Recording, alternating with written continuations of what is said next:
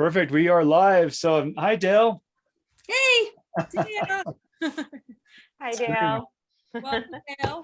Hey, everybody. Good morning, Yeah. Dale. I feel like it's going to be a great session because she's already an experienced speaker. So I think we can just kick back and let her take over the next 50 minutes or so. Right. Just talking. The Yeah. best. Yeah. Oh, I have and- four daughters. That's all I've been doing for the last 25 years is talking. Yeah. Oh, yeah. And just like women do, we just talk all over the place, right? That's right. It's the best. I know Yeah. it is so funny because my daughter, she just keeps going and talk. She'll come over and talk to me, oh, about my day, and then this, and then she'll follow me around the house. I'm trying to get stuff done. She's like, oh yeah, I didn't like. I know the connection is not finished. Don't go away. That's how we do it. Yeah. And I'm sorry to tell you this, Sam, but there will be a day you'll miss those moments. Oh no, I know for sure. Yeah. I know that, and I give her the time. It's just funny. The dog's like, yes, that's true. That's right.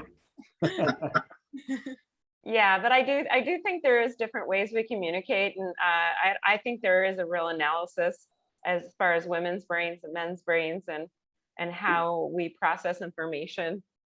Oh, yeah. And I've been told sometimes when I'm talking, it takes me a while to get to my point, but I'm like going through all these different, a friend of mine sent me a diagram and all these different boxes that I go through and pictures and examples. And then I finally get to my point. That's right. Yeah. I'm like, just sit there for a moment. I'm verbally processing. It's this Candyland right through my mind. Yeah, it's a candy land. And that's a good analogy there. It's like a whole algorithm. Well, have you heard of that women have 20,000 words per day and men have 7? So we've got this problem with 13,000. No offense, gentlemen, Sam and Sumit and Howard, no offense. Men are just more direct. Like men are the rational ones. They get to the point. So if you want advice, if you just want to vent to someone, you go to a woman. If you want real advice, you go to a man. That's what I whenever I have a problem and I tell my boyfriend, he's like, well, the solution would be blah, blah, blah. I'm like, I didn't come for the solution, okay? I don't want your advice. And I don't know if you girls hate this, but my partner says, you've already said that. You already said that before. You said that yesterday. Why are you telling me again? And like, well, the answer is you didn't hear me. Exactly. So I needed to repeat that. Yes. Yeah. For impact. If you could just say to me, yes, Shar, I heard you. Okay. Then I will not tell it to you 20 more times. Yes. I noticed that with little kiddos. That's all they need. I've even done that in the grocery store when my kids were little and they were okay, but there's a little girl next to him. She's just like talking. And the parent's not able to hear. And I'll just turn her and go, that's awesome. And she's done. Like, thank you. Thank you very much. A little validation.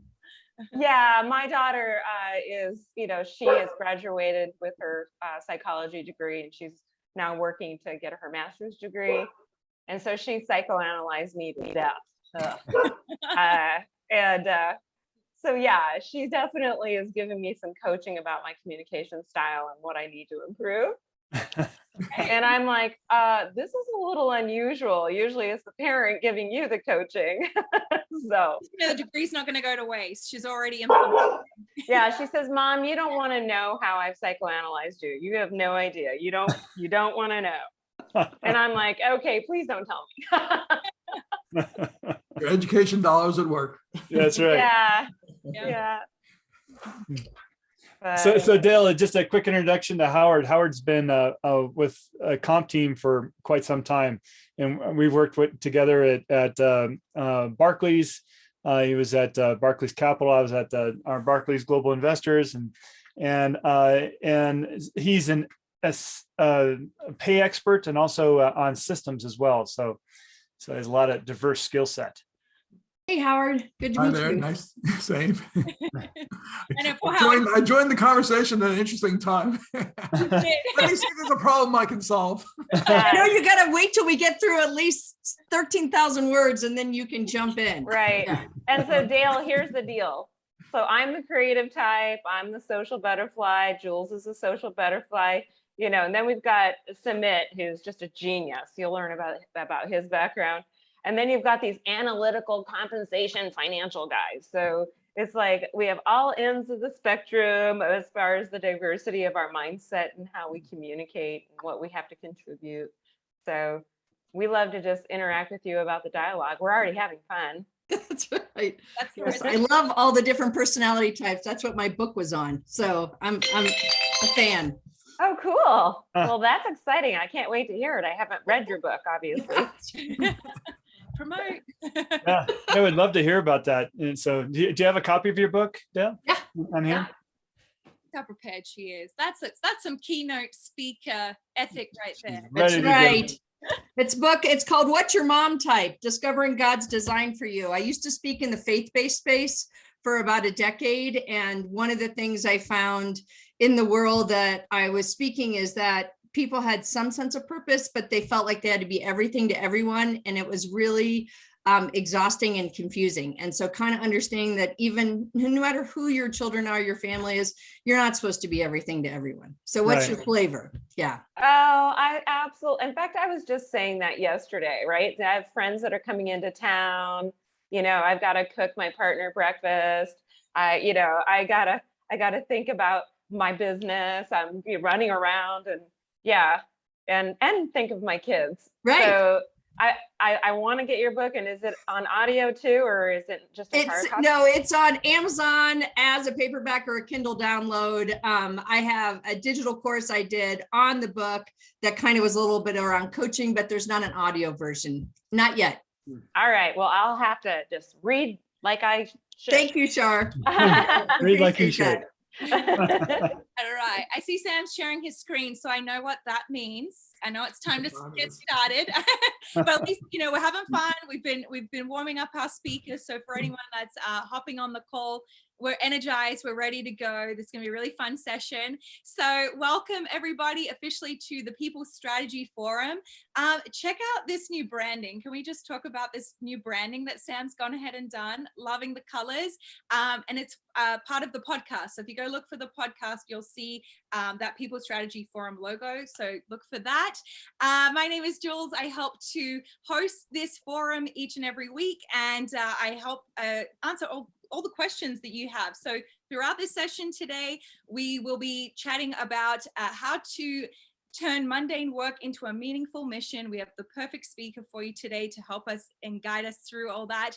And if you have any questions at all, please put them in the chat. We do get to them on the Zoom platform, but if you're coming to us from somewhere else, maybe Facebook, LinkedIn, still leave those comments and questions for us because we do make sure that those get answered.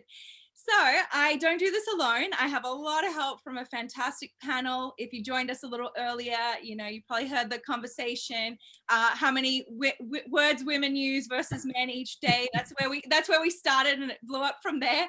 So let me introduce you to Shar. Shar is an HR expert. She worked in the corporate world for many, many years, branched out into career coaching, and then started her own company, Rocky Mountain Health Advocates. But she was just telling us a little earlier, she's going back to career coaching as well. She's doing a little bit of that in Mexico. So that's an exciting new venture for her. Oh, and Jules, I have to say, see that picture right there? I'm sitting in front of the Red Rocks. I'm going to change that picture because now I have palm trees behind me. Very nice. All right, so I'll give you a new picture. We also have Howard joining us today. Now, Howard works alongside Sam and the team at Comp Team as a compensation advisor and expert, and he's spent many years implementing successful compensation programs for companies regionally and worldwide. We also have Sumit, who has over 16 years of experience in talent management and HR, and he is working with companies all the time, implementing the latest and greatest HR strategies, helping with talent management. So as you can see, we have a really nice mix for you, a mix of personalities and experience and backgrounds. And lastly, I want to introduce our fantastic speaker today. We have Dale Wilshere. Now, Dale is an author. We were just talking about her book. She is the founder of Your Authentic Personality, and she is also a keynote speaker. She delivers workshops for all types of companies. She is an executive development coach. And so we're just very excited to learn about how we can make our work more meaningful. Welcome, Dale. Like I said, I know you're going to rock this. You can take over the next hour. We are so excited to have you here. Well, thank you so much, Jules. I'm thrilled to be here. I'm excited to meet everybody on the panel and have a conversation. I mean, what's better than that? Since, I've got 20,000 words to get out and share with y'all. And Sam and Sumit and Howard, you guys just jump right in. Sure. Well, first of all, Dale, just tell us about your journey. How did you get to what you're doing today? I have kind of an unusual journey, I guess. Don't we all? I love individuality and distinction, but I started my career in the sciences. I was my undergrads in invertebrate zoology. I did my undergraduate work in marine biology and a tropical sea anemone, and I just determined pretty quickly that I really didn't care if they lived or died by the time I died. I thought that's just not meaningful enough. So then I pivoted into molecular biology and I was pursuing a doctoral degree in that. And then I determined that environment is not good for my personality.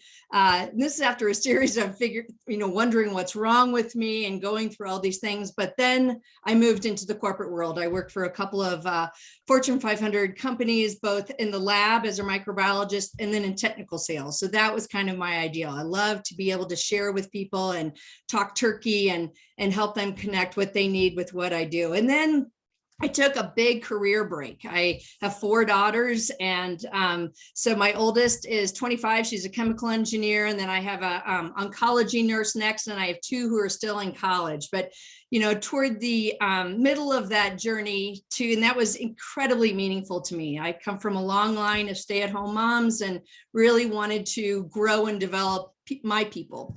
So in that journey, I then went through kind of a horrible period. It was really tough. I went through a divorce. And what that did is it threw me back into the work world. I also got full custody of all 4 of my daughters who were very challenged at the time. So in doing that, we had to overcome a lot of mental health issues. I had to keep them alive. Literally, it was bad. And so at that time, I realized I had a lot of work to do. I didn't know who I was or what I should be doing. And so as I started to do my journey, which now I do with other people in my career coaching, is really, what is it I'm designed to do? What's my contribution? What's meaningful to me? How has that always been kind of apparent? What are the breadcrumbs? And found my way into my own business, which is ideal for my personality, but also really helping people determine who they are and what they're not, to kind of embrace the humility of our weaknesses. So we need each other, So that's just kind of been part of the journey. I do it through bigger audiences when I tell stories about how to find your why and how that makes you courageous and do the things that are most important in the world, but also as a coach with individual clients, and then in some of the digital courses in the book. So they're all aspects of me delivering my why, which is really just me showing people insight. I deliver insight into people's strengths and their stories so that they can courageously make the most of their time and their talent. Well, thanks for sharing that. I'm sorry to hear about the trauma you faced and your family faced and so forth. But on I guess a scale that we have right now is that we've all gone through a very traumatizing period of our history, right? And really coming out of that is what we found is a lot of people have been thinking about, what is meaningful? What is meaningful to me? If, this is a wake-up call, maybe, we don't know how much time we have on this planet, right? And so we need to start thinking about, what our why is, what is meaningful. So so thank you for sharing your experience there. Yeah, it's your authentic personality. That's my business. So I usually share probably more than the average bear, but there you have it. My wake-up call came 10 years ago. Yeah, well, you know what, Dale, I'm also like that. I tend to be, I wear my heart on my sleeve, they say. I do share kind of something similar to what you talk about a lot. And I do believe, though, that there's a large, what is the divorce rate right now? 52%, sadly. Yeah. So not to get into divorce talk, which we could also talk forever over a glass of wine or whatever, but I do believe that there's a high percentage of people, professionals, executives, going through some major life transformations and transitions, in addition to what's been happening in the last couple years and globally, right? And health-wise. Absolutely. So I think it's what's exciting now is I'm just so pleased to have people like you and professionals like you that are open and transparent and honest and speak with authenticity and have the courage and bravery to talk about the vulnerabilities that you talked about. Yeah. Because many of us are going through that, and how do we navigate through this journey, and how can we learn from each other? So it's a pleasure having you on today. Thank you, Shara. We will have that glass of wine. Although I'll have a craft beer, but yes, love Oh to. no, we know what we're gonna have in Mexico. Yeah, That's right. That's right. Yeah. So as going into that a little bit more deeply, as far as just turning mundane work into something that's more meaningful. I mean, right now, a lot of individuals have been shut in their house for the past year and a half, and now they're seeing that things are kind of easing up, and they can get out and move around, think about new opportunities, and so forth.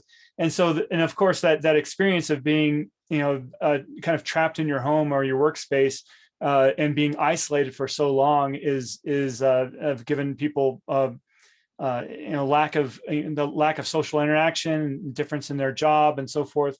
And so, have you had a lot of clients come to you asking for, how do I make this different? How do I bring more meaning in my life?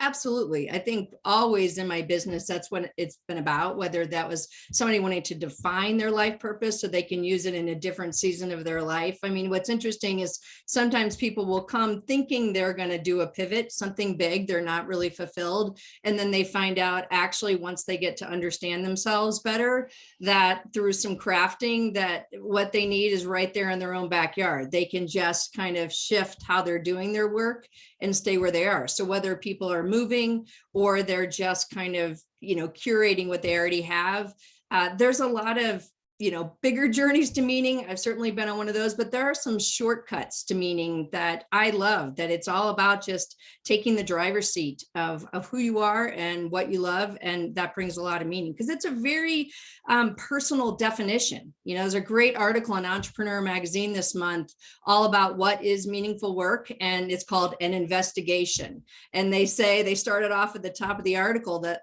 one of their contributors said there's probably as many definitions for meaning as there are people on the planet, which, is like 8 billion. So that's why you have to know who you are to be able to access what's really meaningful. Mm-hmm. And so that investigation, how do you typically recommend that a person start that investigation and understand, what their, what's their passions and how to make things more meaningful? Yeah, I think there are a couple of things. I think, first of all, we've got to get them in the right mindset. And what you had mentioned, especially going through the pandemic, it put a lot of people in kind of a victim mindset. We feel like we lost a lot of freedoms, a lot of control. And so before I even get to the triple threat of the personality, the passion, and the purpose, I have to work on someone's mindset or kind of clarify and go at it. Because if we have any kind of victim mindset, then you cannot really engage in a heroic journey. And really, if you think about, what's sad is that when we think of mission statement for an organization, it's like a formal statement of our aims and goals. It's so kind of bland. But when you think of like mission impossible, like that's an adventure, that's an important task or journey. Like that's what you have to engage. So if people are thinking in terms of mission and victim, then you have to get them out. And, those are just kind of changing the way you think. And it's a reframing process, which coaches do a lot. But, during that season where I was going through so many tough things with my kids and myself and trying to figure out what I was going to do. There was a moment where, when you have a lot of kids, you're going to get TP'd at some point. And so of course, we lived in suburbia, we got totally TP'd, and I look out and I'm like, who's going to clean this up? That's always the first question. And whose friends did this? Because with 4 of them, like there's so many, choices. But after I kind of went through my little freak out, all of a sudden I had this realization that, oh my gosh, we're back. like people think we can handle some TP. Like they're not treating us with kid gloves. They don't see us as victims. Like they're like, yeah, go TP that mom and her 4 kids. And I thought for the first time I looked at outside and I was like, that did not happen to me. Hey, Dale. That happened for us. And Hey, that's Dale. like, Yeah, that's did that happen during or after the pandemic? Because I thought everybody was hoarding the TP. Yeah. So that was a prior. Yeah. okay. And one thing, just to make, because we have an international audience, maybe not people don't understand what the TPing the house is. Yeah. That's when you put toilet paper all over the trees in their yard, and we had all these tall trees, and man, they dedicated many rolls to our house. I mean, it took months actually to get it all down. And I would say if that happened in the pandemic, I would think, man, we are very valuable to have earned that much. But it was Yeah, you earned that privilege, but I would investigate now. There's a lot less TPing happening today. That's right. So Go ahead. No, I was just going to say, I think what you sparked something in my mind about the courage of not being a victim. And, you know, I have spent many a time in boardrooms, right? And sitting at the table talking to executives. And often there have been times where in the past, in my younger self, and it wasn't about age, just feeling a bit victimized. Oh, poor me. Oh my goodness. Whereas I was watching something earlier today, probably on Netflix at 6 a.m. That they were talking about brainstorming, right? And I think that it takes a lot of courage when you're brainstorming to be able to speak and bring your ideas forward without feeling like you're going to be criticized or judged, or you have a stupid idea, so let's all brainstorm and all have the same idea. Well, those aren't where the best ideas come from now, right? I mean, you have to have the courage not to be a victim, to be able to bring up your ideas so that everybody in the room can contribute their ideas. And we all have diverse perspectives. So absolutely. Love what you just said. That is absolutely true. And kind of tagging on to what you're talking about. Oh, I'm sorry. No, I was going to say something though about corporate environments where people just feel a little bit squashed in terms of being able to voice their individual opinion. So it really depends on the corporate culture as well.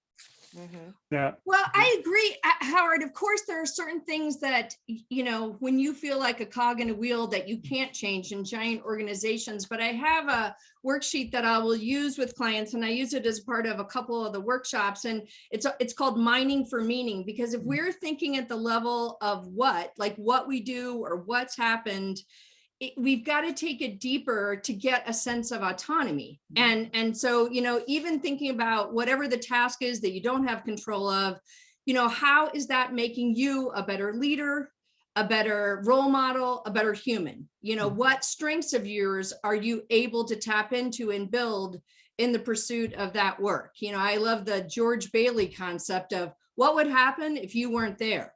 If it's a wonderful life, because you are there. So that's the cognitive crafting piece that I think is crucial in those kind of systems where you don't feel like you can affect a lot of change. That is about us taking a lot of initiative, very much like getting out of victim and getting into kind of a victor or a hero mindset. And we have to allow it, because sometimes we're just so mad we don't want to. But if we can reframe that, and what Shar, you were talking about, I just did part of this work. And when I talk about how to ideate, well, that's really getting into the right side of your brain. The left side knows the problems. And as a coach, we got to get people out of the left side and into the right side of their brain, where all the solutions are, where all the creativity is, where all the possibility exists. And it's not easy to do, but that's where all the magic happens.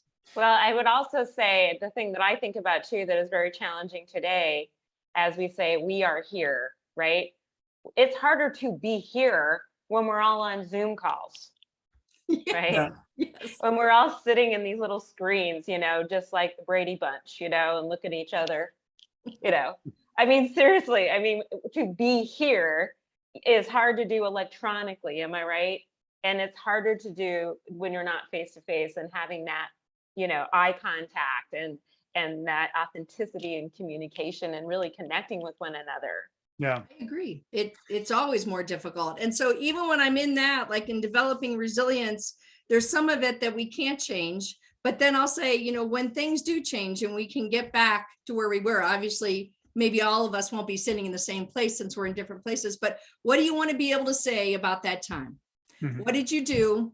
Or what did you not do? What did you not let yourself go to really embrace whatever limitations we had? I do, you know, it's just like, what can we do with what we have? Right. And so what are some other techniques that Dale you use as far as to have people find meaning in their work? Yeah, I think the second part and what you started with is that triple threat of personality, passion, and purpose. And Mhm. there's a number of ways that I'll work with people on it, but I do always start with personality. I think that understanding your authentic design, I do a lot of work helping people just kind of root out personality masks, because there's a lot of pressure. Whatever culture we're in has a bias, usually for a certain type. And whether that started in our homes, that kind of has a little bit more weight to it, but also corporate culture. In America, we have preferences for a couple of the personality types we think of as more feminine. So it's hard for a man to be that and embrace that type. Same thing with women. We don't like women certain ways, so it's harder for them to embrace that. But that creates a sense of what your ideal environment is. We come with kind of natural gifting, innate strengths that you have to know what that is. And if you think you're supposed to be one way, but you're really not, you know, you will not grow the talents that you have. And, you know, kind of according to the Gallup people, you will really probably only rise to about an average level. So when I want to help people, you know, tap into their greatest contribution, that's a huge part. You know, a lot of us have done personality work, but I find that there's still some missing connections with that and work. So, and then I go into passion, which to me is our core values. And that sometimes is the most significant part of the work I do. You can do that by looking back at a person's career timeline and having them tell you what they loved about their work or what they didn't. Usually those emerge in that. But also I will ask people 3 questions. I ask them about 20. I no longer give people a list of values. It's like giving them a, you know, unlimited gift card to Nordstrom's. You're like, I'll take it all. And there we are, everything to everyone. So the 3 questions that I ask and have people ask themselves or ask each other, because as women, we often give really good answers when we're talking it through. But number 1, what if it was taken away from you would make your life unbearable? And so sometimes that's a person or it's an activity, or, you know, just even just something that you have, like people said, my car. And so those are the what's, but it's kind of like, and what makes those meaningful? Because those obviously are not the values, but let's say it was hiking. Since we live in, you know, Colorado, where everybody hikes, hiking's not a value, but whatever it gives you, does it give you peace? Does it give you adventure? You know, those are the kind of things that matter to people, that are deeply meaningful, that must connect to the work we do, whether sharing values with our teammates or our company, or just literally being able to express and contribute our values in the work that we do. So that's the first. The second question is, what is my second question? What would you want to pass on to your kids if you have kids, or just thinking that way, whether you have kids or not? What did you want to pass on? Those are usually some of the most innate, you know, significant things in our life that we feel like are really important missional types of things. And then finally, what makes you angry? I love to go around the back door. It's one of the best ways to do it, because like my daughter, when I was helping my oldest figure out what she wanted to do for college, and I was like, what do you love, honey? You know, I thought this was going to be a great moment. She was like, I can't think of anything I love. I'm like, well, you're 17. Thank you very much. You know, so that went nowhere after a few minutes. And finally I was like, well, tell me this, what do you hate? And that's when she was like, well, I hate this and that's and that's. And I was like, you know what you just described? You hate injustice, which means you love justice. That is one of your great values. That's what you have to align with. So I'll stop there, but because purpose is a bigger conversation, but those are all the things that you have to connect. So I have a question. So Dale, so is coffee one of the values? that would be a what? Let's find your why. Oh, okay. I'm sorry. I thought coffee was a value. Okay, I need my coffee. I cannot live without my coffee. That's right. Is it excitement? Yeah. What is it? No. I'm sorry. I always try to add humor, but you know, it absolutely is true. Yeah. And I love what Chocolate. we do that. We have an assessment that our sponsor uses, and I did this with my employees, and we evaluate values with our employees, and I have some employees that have, are extremely compassionate. They love compassion, they love helping others, they love serving others. Then I have other employees that are like hardcore salespeople. They're assertive, they have bone, they have a backbone of steel, man. I can talk to anybody about anything. And so it's interesting when we do these assessments and I do these debriefings and I have these conversations with our TMA tool, is really getting to the heart of, it's not a weakness to be compassionate. It is not a weakness to be loving and caring for other people. Yeah. As well as it's not a weakness to be assertive. And but as we team and as we come together, what can we learn from each other and not see these attributes or values as a weakness, right? Yeah. Yes. And, So and those incorporate create deep conversations. Yeah. Yeah, and also incorporate that in your work life, because Sumit, Sumit's a great example. He's an animal lover, right? Sumit's a family man, and so having that as part of your work life is quite important. That brings happiness not only to your life, but in what you're doing in the office or in the home and not in the environment now, right? Yeah, I mean, your values apply to every role that you have. That's why it's so important to put words to them, because most people don't have words for this. It's really hard to read the label from inside the jar. So to get some words, I find it makes it a little bit more, workable, usable, and then you can build that. You can bring more of it. How can I bring more compassion today? How could I bring more assertiveness? And that's where we don't have the pressure to be someone we're not supposed to be. We can like just appreciate that somebody brings that, because we have the opposite. And it, like, together as a community, that's when we are everything to everyone. How do you deal with people that say, well, I have this one personality at work and then I have this other personality at home? Yeah, I say one's a mask. Yeah, because that is part of it. Like, that something is not consistent. And the assessment I use will kind of show you like your stress personality, but that public versus private. But really, one of them, if personality is 50% DNA and then 50%, influence and experience, that DNA doesn't change. So it should be brought to bear at work. It just may be that there's a preference, whether our own internal preference, like I should be more assertive, I should be more compassionate, whatever it might be. So I like to see people bring their true self at work. There are things that we always have to adapt to and accommodate to, but if we are not living out of what our true personality is, it's exhausting. It will always deplete energy. And again, how can you deliver what you really want to deliver, what you're qualified and designed to, if you're trying to live out of something else? Well, Dale, I think you would really like Sumit's point of view on this particular topic. Sumit, I think now maybe we could hear. He talks about the cultural differences of we can't really speak up. We just lost him. Yeah, we just lost him. He was frozen on the screen. Oh, No, but I'm going to just not take that personally, that he was like, I don't even want to try to fit that in. No. Okay, I'll let him he talk about that, because I don't want to steal his show about what he talks about culturally, how different that is. But I'll just say from a personal perspective, it is really funny, because my kids always tell me I have an HR personality and when I talk HR-ish, and we call it the HR blah, blah, blah. And they say that I particularly, oh, hello, I'm Shar from HR. I'm organizational development, blah, blah, blah, blah, blah, blah, right?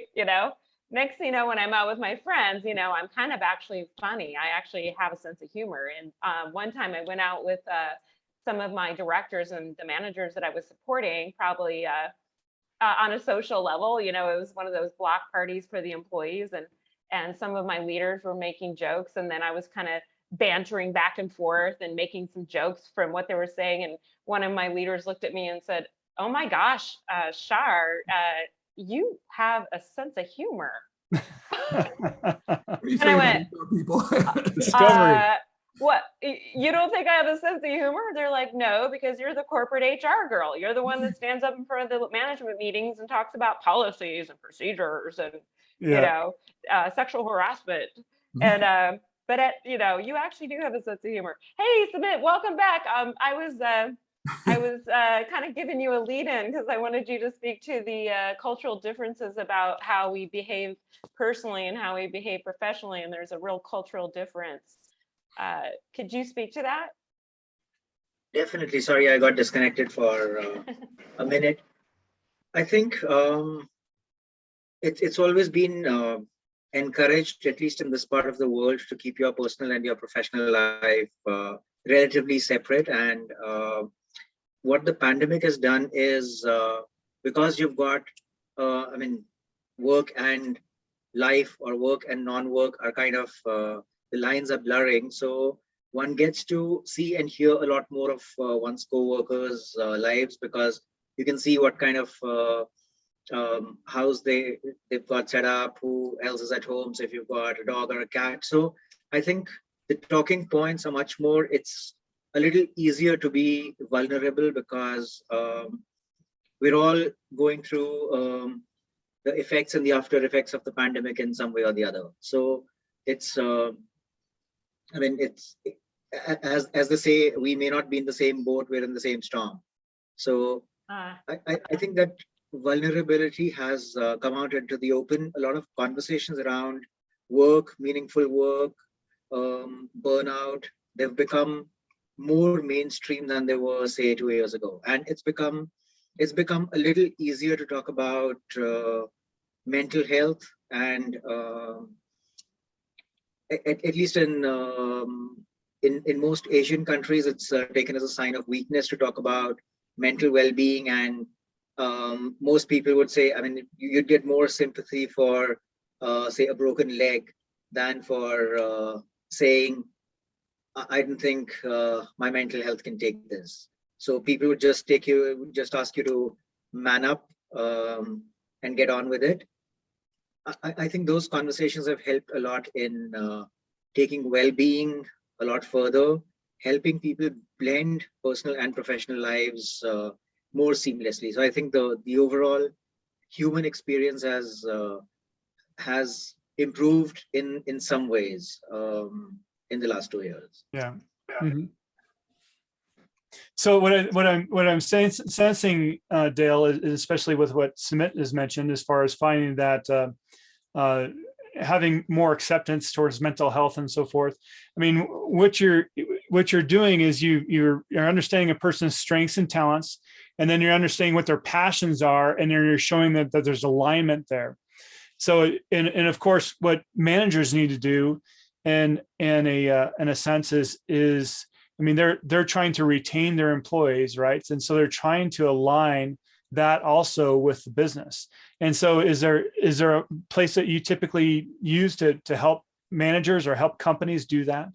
Yeah, these are all the same methods, because I think, a lot of times we'll talk about a company's values. Sometimes they're inspiring, sometimes they're not. So they should be actual, not aspirational. They do need to represent what actually exists right now. So sometimes they're aspirational, so that feels like a disconnect. Mm-hmm. But once you see the values of the company, to connect those to, you must know your employees' values. You've got to get personal. You really, by kind of digging in, listening to what they always talk about, asking them why those things are significant or important to them, you have to know people.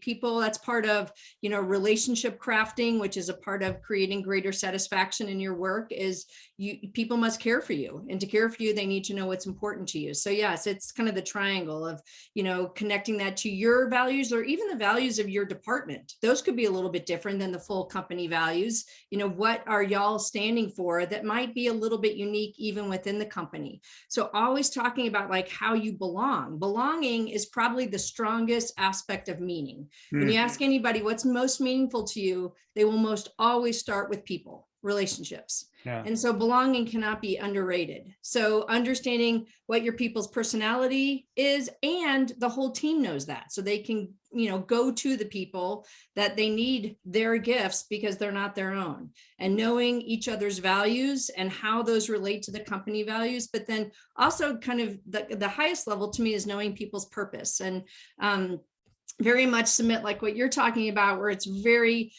segregated, that's tough because you don't have two whys. You don't have a professional why and a personal why. You have one why in your life. You just live it out in different roles. There's a lot of different ways we get to deliver our mission and our vision. So to understand that, sometimes you find it more in your personal life, but then you apply it to your professional life. And if somebody understands what makes me tick at the highest level, what the world that I want to live in, that's another backdoor thing. You know, the vision is always what's wrong with the world. What do you think the world needs to look like? That's usually your vision of what you want to do. For me, it's all about people tapping their potential. It's that's a crime to me that people either don't have the courage to go after it or not given the opportunities to use everything they've got. So to understand those things about your people, to connecting that to the bigger organization, but also that's the kind of thing like most people, what is the study they just showed that 80, oh, I don't know if I have this. 80% of correspondence from a survey. Oh, this was in a Harvard Business Review article. It was from a conference for women where they said 80% of them would rather take a 20% pay cut if they just had a boss who cared about their meaning, what meaning meant for them. And that is significant. And then that's a key point, because I mean, what you've been talking about is having these meaningful conversations, understanding a person's why, knowing what their passions are and so forth. But the big problem is not a lot of managers have that skill set. And so how do we fix this? Yeah, and some of those are bringing in speakers to do this. These are not just soft skills. I mean, when we're talking about engagement and retention, this is all bottom line stuff. So to be able to have people teach you how to ask the right questions, whether you're being coached as a manager or you bring people in to facilitate these, if you notice, like going from victim to hero and thinking more missionally, those were questions. Did this happen to me, or how might this have happened for me? You know, one of my questions is always, you know, if you were wildly optimistic and maybe you had had a few drinks, what could happen? You know, like what is possible? Like that gets you into a different frame of mind. If we can ask those things, now you're brainstorming, you know, now you're getting to something that's important. So it really is about the questions. When I have people do purpose statements and I go through those, you can do a company corporate why, but individually, it's really two things. What's your genius? You know, what is it that people praise you for, compliment you on, that you most want? So that's more your mission. And then you complement that with a vision. And what is the impact you most hope to make? So to know those things, to ask those kinds of questions, and those are great group discussions. You know, what are you most proud of that you've contributed in your organization? What are the stories of how you've impacted people? And then what's the impact you've had on your clients or your customers? Those are inspiring. That is the I have a dream. That is the I believe in. We believe in this. Like I will always get behind someone's dream, even if it's not my basic one. I mean, that is inspirational. Yeah. Well, I have to say there was one of my personal stories is I reported to a vice president, and he was, and I was in charge of the learning and development department and several other departments for a big healthcare system. And he always said, you know what, we need to have you know, humble inquiry. So I want every single leader to go out and buy the book, Humble Inquiry. If you recall, that was from many years ago, right? But this is the same guy that I would go into his office and he had this huge whiteboard and your commentary about, you know, and it's not about gender, but, you know, he'd say, okay, Shar, I need to know your ideas around talent management strategy. So then I would say, okay, well, I just wrote this 8-page, 8-size font talent management strategy for the next 5 years for this large healthcare system. And I came in with my PowerPoint and I came in with my bullet item, you know, thing. It took me an entire team to come up with this. And he looks at me and he says, all right, yeah, okay, well, what's your real ideas? And then he walks up to his whiteboard and he goes, number 1, leadership. Number 2, business acumen. Number 3, communication, something like that, right? And I was just like, okay, great talent management strategy there. That's a good one. And I remember just sitting here going, where's the humble inquiry? Like, I mean, seriously, like, and it's interesting because I think now this is why talent management strategy must change. And that's exactly what you're talking about. You know, having those listen to me, please, you know, Yeah. understand my values, my purpose, my passion. And by the way, I talk talent management strategy for this entire organization, and that's what our employees want. And don't stand in front of your whiteboard and put all your top 3 topics and don't give a rat's you know what about anyone else's ideas. So I just found that so ironic. Wasn't a great fit for me. Ultimately, I left, but I just think that's very fascinating. Yes, I'm with you. I love that. So Dale, in these other pieces, and as far as just encouraging this dialogue, and what are the best ways to construct this dialogue? Is it manager one-on-ones? Is it having going out on just getting a coffee and talking casually, or is it a group session? What works best for businesses?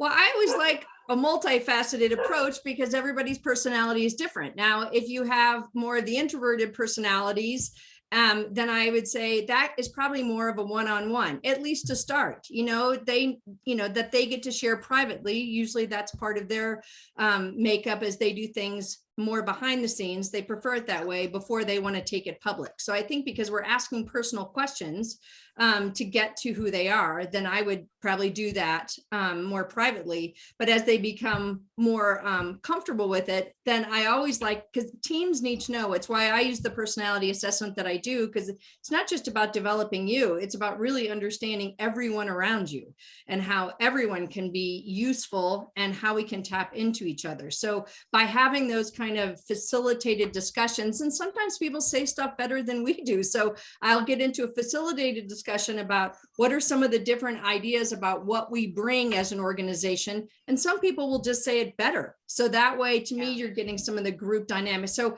I do think you have to know your team, but I like a little bit of both. I don't think anyone would be upset about having someone ask them one-on-one over coffee, or, I always like it when it feels a little bit more casual, because then that inspires a more true home-like situation. Like Howard said, if people are being something at home that they're not being at work, I'd like to know who they are. Like, what is it that they're hiding about who they are that they feel that they need to? But that's probably more of their sense of genius and who they are at their best. So anything casual, I think, helps. I think I 100% agree. As we also know, the fine balance. What are the 3 things we don't really want to talk about? It's kind of like the holiday dinner. We don't want to talk about politics. We don't want to talk about the S word. We're certainly not going to talk about religion. And now, what are we going to do? Talk about our vaccination status?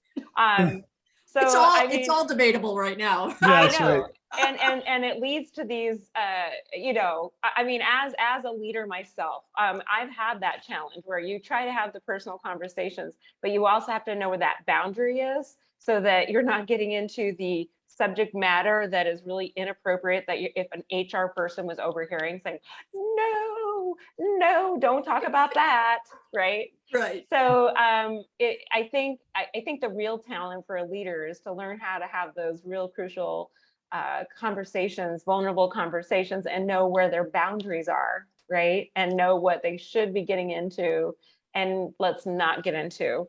Yeah. So do we think about that when we're talking about these conversations? I mean, sure, well said, because, I have the freedom in my own business that I can ask the questions that I want to, and knowing my clients, but I do think there is wisdom to be had. And that's why, I'll ask a number of questions. When were you the happiest is a question that does get to people's values. Tell me, what has made you who you are today? People get to choose what they want to share. They don't have to share their worst day, their deepest, darkest secret. We can hear who they are in those kind of things. And I think for any manager or director who's ever trying to understand others, what is key is coming at it with a posture of curiosity. Mm-hmm. If I come at this any other way, and by asking the word why, it's dangerous. We are taught right off the bat as coaches, don't ever ask the word why. Even though I help people get to their why puts people on the defensive. It makes them feel like they have to prove what they're going to say next. Why did you do that? Like, you ask your kids that, they're like, I don't know. I mean, And then they're freaking out, like they're in the amygdala part of their brain. They can't even come up with a reason if they even knew. So you ask what and how questions, what makes that important? How even how did your weekend go? It gives people permission to share what they choose to without drilling down into something. But if I am curious and I have managed myself, then I really don't need a certain answer from them. And I think I will get a more honest reply. Right. So I think it goes back to the old age of closed-ended questions, right? Right. So why did you not hit your objectives, and why were your numbers not there? So what did you do wrong? And why is this, instead of the what are the 5 whys, the 5 W's, the what, how, when, why. Yeah.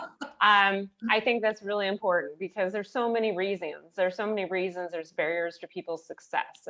There's lack of resources. There's lack of support. There's lack of technology in the remote world. There's so many reasons why leaders and employees are really struggling to achieve the company's overall objectives, right? Mm-hmm. And so I love what you're saying, as well as at home. But, from a business sense, I think that's really good advice. Thanks.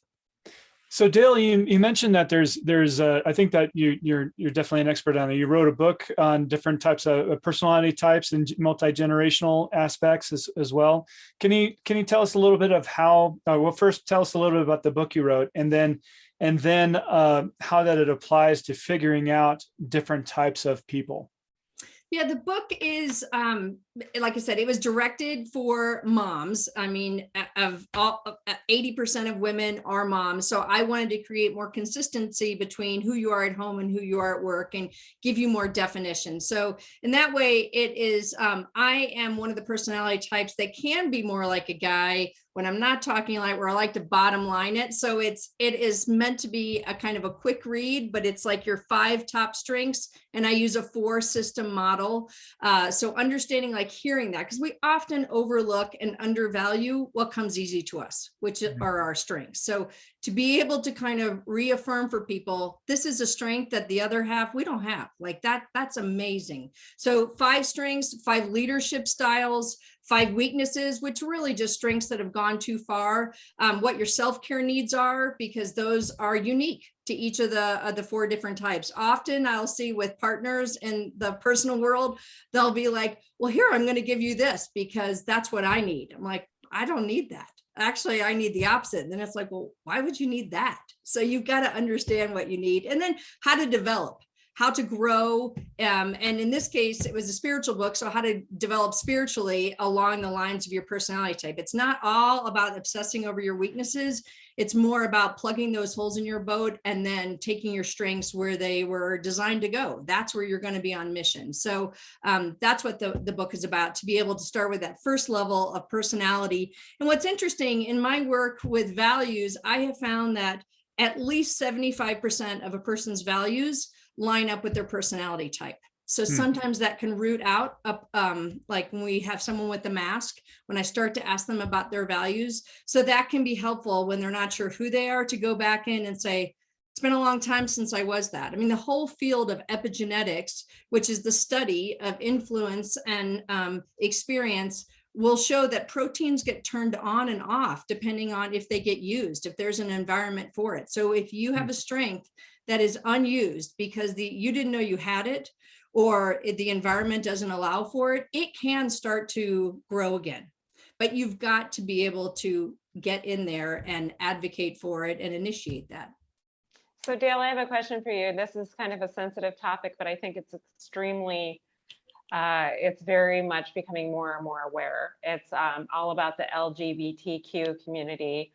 And as I guess more recently, they talk about the non-binary, the gender aspects. I am now living in a community. It's very open and very accepting for that type of community. My perspective working in the United States is that it has a ways to go for that type of acceptance. And so I know we've been talking a lot about gender and gender communication styles. What do you think about that type of acceptance, to understand that different genders have a mixture of both, right? Absolutely. What is your thoughts? I will say, because like I talked about, in American culture, we tend to like our women in the more social realm. We like, and coming from my own faith-based background, I say we liked our women, mild, meek, and well-mannered. None of those words describe me. I'm like, what am I supposed to do with that? So yeah, so understanding that there's a powerful form of femininity, there is a compassionate form of masculinity. I think these days everything is fluid, but I think some of that's a discovery process. I am all for acceptance, but I want people to not feel like they're always not knowing. I want there to be some sense of definition to people in whatever form that needs to come, because definition provides direction. And I want them to have direction in their life and feel like they've the people that I've talked to who've been in the discovery phase have not felt grounded. So sometimes we all have to discover different things, but to live a whole life of kind of everything's in motion, I think that is a challenge. That is a challenge to your soul. So I think we do need to get rid of these biases. I wrote the book because I don't want there to be personality bias. I call your personality in this realm a slice of God's image. You're not supposed to reflect all of him, just a certain slice of him. And so to understand that you just have this slice and you need to reflect it and not try to be it all. So great. Thank you so much, Dale. So I do want to take this time right now. I know we're coming to the top of the hour. I want to acknowledge our sponsor and talk a little bit about these are some of those assessments that we're talking about. The TMA method is the assessment that I use a lot in my organization. I know, Shar, you've used as well. And Dale, I know you use other types of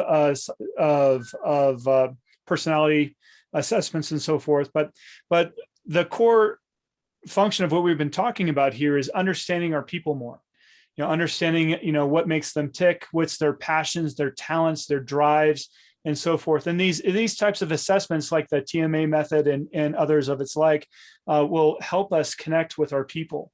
And so they're critical tools that are used in the modern workplace if used correctly. I mean, it's something that is designed to have a discussion around. Now, what I would like about the TMA method is it's based on positive psychology. So there's no negative to this. I mean, we're addressing your strengths, your talents, and so forth, and understanding that about each other. And companies can use this tool as well in a concept of understanding what jobs, what competencies certain jobs need, and to be able to perform their best work. And so when we pair those jobs appropriately with people's passions and talents, we know magic can happen, and we have superior performance and happiness across the workforce. So if you'd like to learn more about the TMA method, let me know, and I can send you an assessment. It's a fun tool. They also have a lot of free apps on the App Store, such as if you look at one is the competencylibrary.com on the website and on their internet. And then also they have apps that will show you how to use this. So you can just look at the TMA method online or the App Store. Now, I also want to and let everybody know of our speaker this next week. And I know, Dale, you had a chance to work with Justin not too long ago, a fabulous speaker, Justin Jones-Fasu. He's going to talk about how leaders can make diversity and inclusion an everyday reality. Justin just wrote a book not too long ago called The Inclusive Mindset. And so it's a very important read. And so I'm looking forward to diving into that book this next week. All right.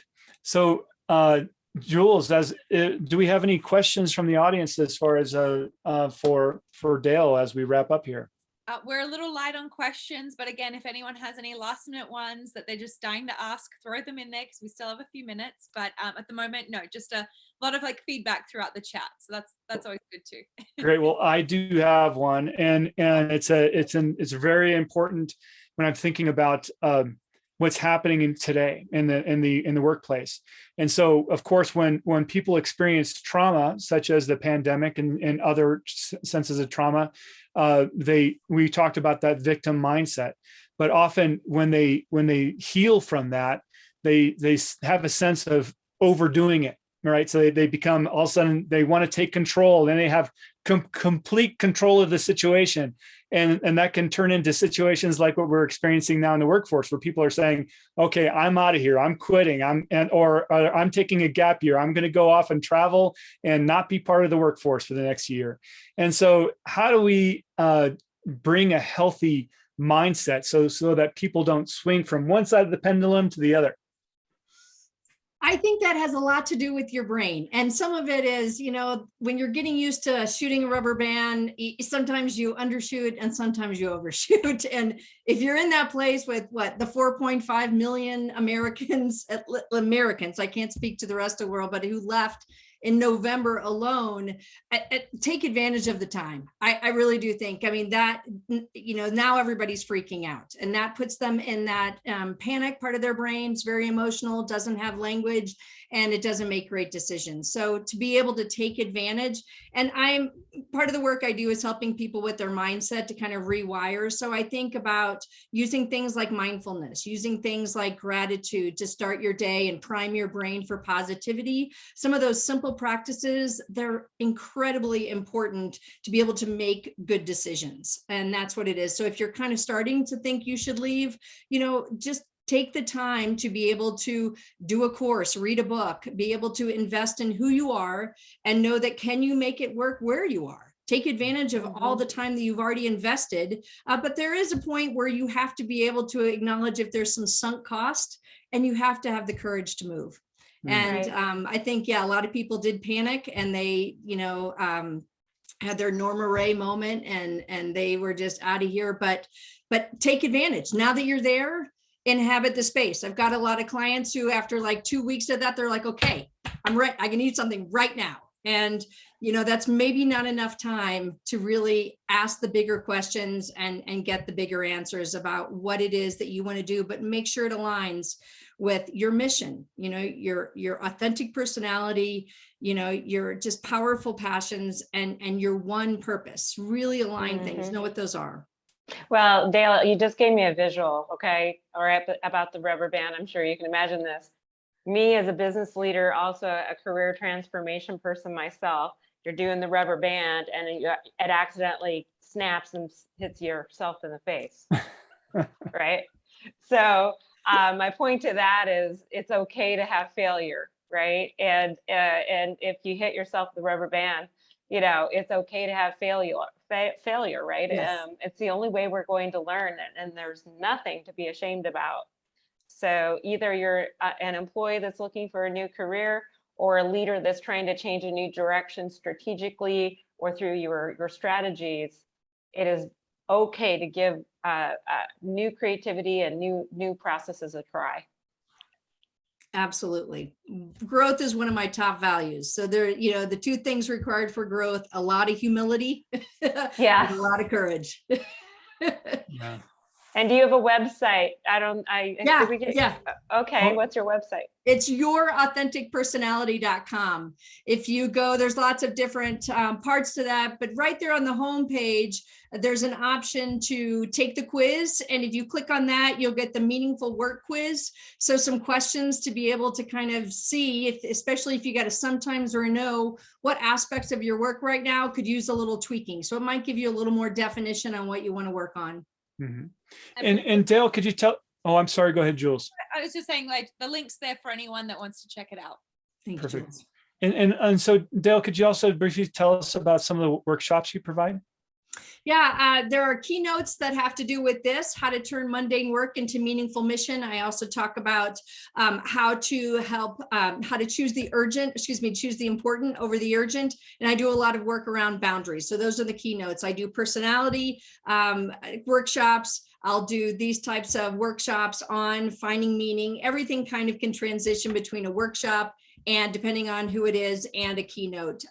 The audience matters or the time matters. And then I do one-on-one coaching. I do group coaching. I have some digital courses. The one, Career Kickstart, 30 Days to Your Ideal Job, that will come back around in a few months. So there's a wait list for that. So lots of different options.